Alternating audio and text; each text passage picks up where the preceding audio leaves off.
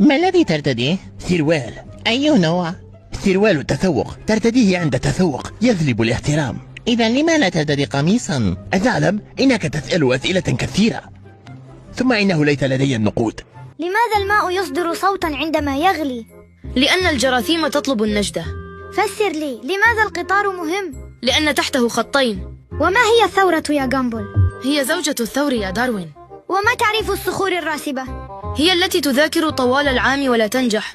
ومن هو المنافق؟ هو الذي يدخل المدرسة وهو مبتسم. ولماذا من النادر أن تلعب الفتيات كرة القدم؟ لأنه من المستحيل أن تجد 11 فتاة يوافقن على ارتداء الزي نفسه. ولماذا يرتدي الأطباء الكمامات أثناء إجراء العمليات الجراحية؟